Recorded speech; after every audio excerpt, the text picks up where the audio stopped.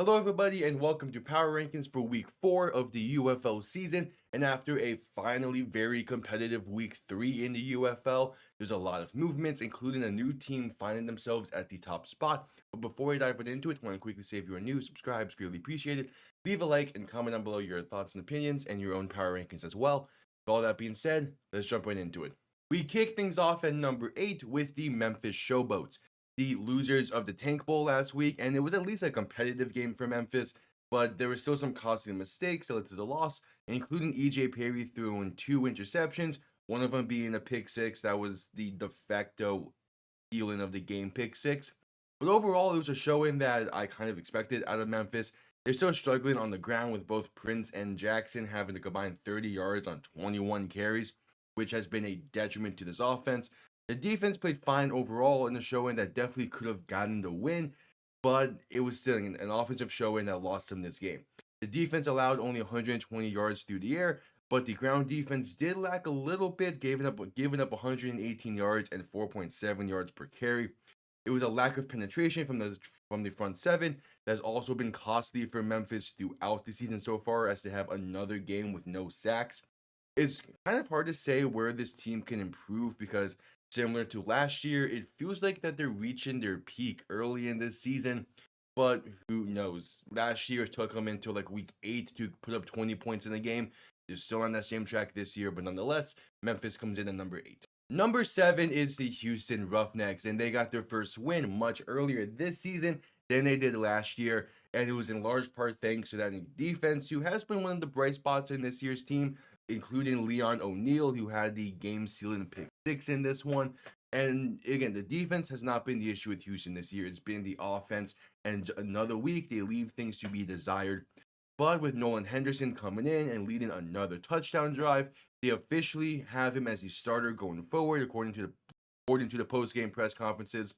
And that should have been the case since week 1. I was saying it the entire time that Nolan Henderson was the guy for Houston if they were going to be taken more seriously as a team this year.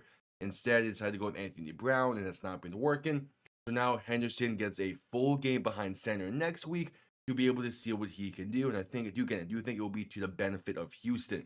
But of course, that is not to say Anthony Brown has necessarily been playing bad. It's just Nolan Henderson. He's used to the system. He is less hesitant to use his legs and to make certain throws, whereas Anthony Brown definitely had the hesitation aspect to him that cost him games. And again, just all around, it was a solid showing to get the win. Some room to improve on, definitely, but it's a good foundational win for this team, and a team that's desperately needed a foundation to build off of. So I like it.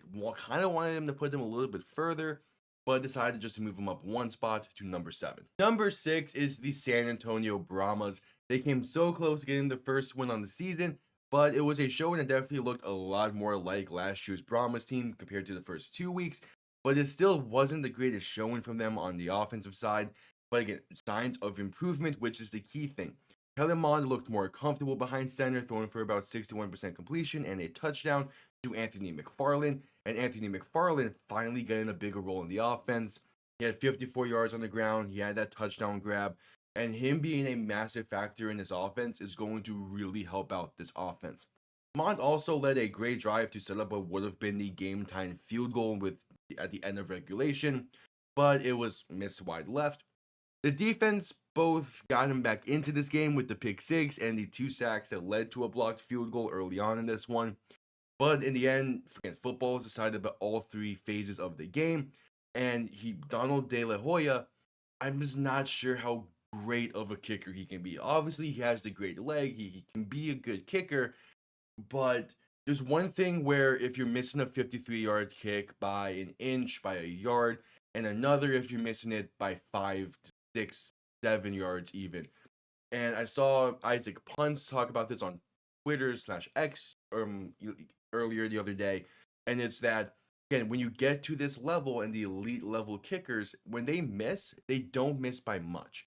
The 2 misses that D. Shoyan has had this season have been bad misses. So we'll see how he can. It's his first year kicking since high school. I'm not going to put too much weight onto him, but I need to see some improvements. And also, San Antonio has yet to play a home game this season, and they still won't next week. You have to wait until week 5. but I do have the Brahmas coming in at number 6. Number 5 is the Arlington Renegades, and it's tough to lose on the final drive of a game in general, but when you lead in for all but those final 26 seconds, it is even tougher. A first half performance that was summarized by just wasted opportunities. They had 3 drives stall in the red zone, leading them to be up by 9 in a game where one more score for Arlington would have won this game. And they had a drive that would have done just that, but an untimely fumble kept the door open for Birmingham and they took full advantage.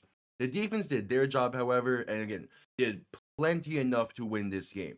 But you can't let a team like Birmingham stay in a game like that. The offense needed to do something else in the second half.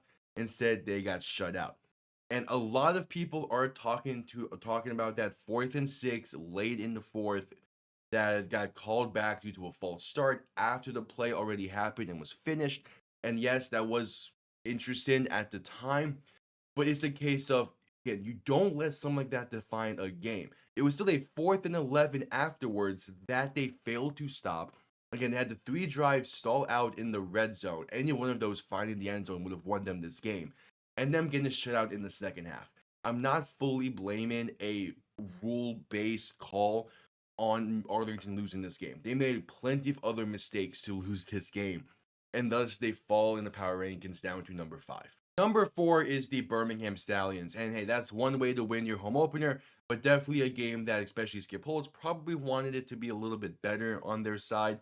Corral had a great game winning drive that, again, you can make the argument that it should not have even happened in the first place. On that 4th and 6, he threw a pick, but a false start saved it, and it didn't think twice going down the field and getting the game winning drive. But still, for the majority of this game, so pretty much the entirety of this game, there was a lot of costly penalties and mental mistakes that are uncharacteristic of the Stallions, and it led them to needing that final drive late. And the only reason they even had the chance for that final drive was because of their defense. This was the number 1 ranked red zone defense entering this week, and they continued to show it as they bent to high hell, but they never broke. They held Arlington to 3 field goals in the first and then shut them out in the second half and played fantastically. This is probably the best defense in the league, and they have an offense that can't really capitalize on it, it seems, which is uncharacteristic for the Stallions as a whole. But they need to work on things. Their 2 scoring drives they had in this game came in the start of the second half and the very end of the game. There needs to be improvement, and they have an opponent in week 4 that can definitely bring in those improvements and at least give the team more confidence. But it's a tough one. This is definitely not the same high-powered Stallions team that we've seen in years past. So it's going to be a long road for them if they're going to look to four-peat, but we shall see. For now, they come in at number 4. Number 3 is the Michigan Panthers. Bryce Perkins solidified the start and roll with that win, throwing the ball for nearly 200 yards on 17 for 23 completion.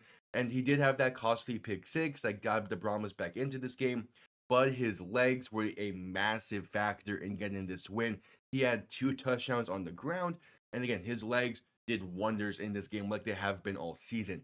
Nate McCrary hasn't been the same type of back as we saw last year just yet, and he continues to be another rough one entering this week. He averaged 2 yards a carry, but Jaden Sheardon exploded onto the scene in his season debut. A 43-yard touchdown run on his first carry of the game. That is one way to make an entrance, kid. The defense locked down as well when they needed to, and they held the Brahmas to only 9 points in the first half, despite having 2 drives that got into the red zone. They had 4 straight scoring drives, playing a fantastic middle 8 to this game, and again, played fantastically. And even with trading away Marcus Sims, the receiving room stepped up. They had 3 guys over 50 yards on the day, and it was a much needed win for the Panthers after a very tough loss the week prior. They got their first home win of the season, and we might see we might see the Panthers go on a bit of a run here, just because Bryce Perkins is going to be the full-time starter now. No Danny Edling. It seems like he's going to be put on IR, which sucks. That was a devastating injury there because he got hit hard. But it gives Bryce Perkins the runway to just play his game. And that is something that the Panthers have been needing to do. And now their hand is forced after Bryce Perkins played an incredible game to get a much-needed win. The Panthers come in at number 3. Number 2 is the St. Louis Battlehawks. A very tough loss at home that can be summed up in 3 simple words: doing too much. Throughout the game, they made a lot of uncharacteristic mistakes from simply trying to get back into the game on one play. Early on, with the orbit motion end around that went nowhere, the second of three interceptions from Manny Wilkins, he escaped the pocket instead of stepping up into a clean pocket to throw the backside in. And then he proceeded to throw the ball across body to said backside in, and it was an interception that lost them the game. They were in field goal range, down by 3. You throw it away, you kick the field goal, the game is tied, and the entire game is different from there on. The defense played well in splashes, with Travis Feeney, Cameron Kelly, and Chris Payne Jones being the stars for this defense, and the main reason this wasn't a bigger blowout. Jacob Sailors couldn't do a lot on the ground, but he did make up for it with his ability through the air and his hands. He played pretty well in that aspect. But outside of the massive scramble for Manny Wilkins, this was a very bad ground game for St. Louis this past week. 7 yards on 10 carries from Jacob Sailors and Jarvion Howard combined. It's a tough way to lose their first home game in nearly 2 years. Anthony Beck will get him right though. And there's a lot of uncharacteristic mistakes, a lot of just bad plays. This is a team that's not going to bow down easily. These two teams see each other again the final week of the season in what could very easily decide home field in the playoffs. This is a massive rivalry. It made sense that St. Louis was going to eventually have a slow game. It happened this week. They're going to look to bounce back. I trust Anthony Beck. They come in at number 2. And number 1, the new top dogs in the UFL, the only undefeated team remaining, it's the DC Defenders. One of the bigger surprises early on in the season has been the level of play from their defense and from them as a team overall. The front seven continues to wreak havoc in a multitude of different ways each week, and in this one, it was a domination of the line of scrimmage and forcing Manny Wilkins to beat them with his arm, to which they proceeded to pick him off 3 times. On top of the fumbles and the hard hits early, they had a 3-sack showing from this defense, and Andre Mintz played another fantastic game. The offense definitely could have played better. They did play better compared to the first 2 weeks, but even then, it still could have been better. This team is 3-0 and has nowhere near reached its peak, it seems. Jordan Teamu has had the most Jordan Teamu style line he could have had. 46% completion, 243 yards, 3 touchdowns, and 2 interceptions. Deion Jackson ran well on his 8 carries, while Abram Smith averaged 2.3 yards per carry on his 23 carries. The splash play for the offense was the 60-plus yard touchdown pass to Ty Scott, which blew the game early on in this one, and they stepped into the toughest place to play in the UFL and not only got the win, but they showcased every single weakness the Battlehawks had, and they borderline dominated this game. So many props goes out to Shannon Harris and to Blake Williams for having this team ready to play, as Reggie Barlow left the head coaching position early on before the season, and Shannon Harris took over. And then before this week, Greg Williams stepped down from the DC job. His son Blake took over and still had this defense ready to play some of the best defensive football we have seen. This team is insane. They're very impressive, and they come in at number 1. Well, there you have it. Quick little rundown. The Showboats are at 8, Roughnecks are at 7, Brahmas at 6, Renegades at 5, Stallions at 4, Panthers at 3, Battlehawks at 2, and the DC Defenders round things out at number 1.